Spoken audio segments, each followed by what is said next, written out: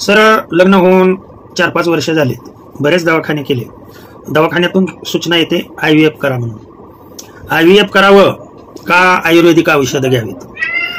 तुम्हाला याबद्दल काय वाटतं? असं बऱ्याच जणांनी विचारलं.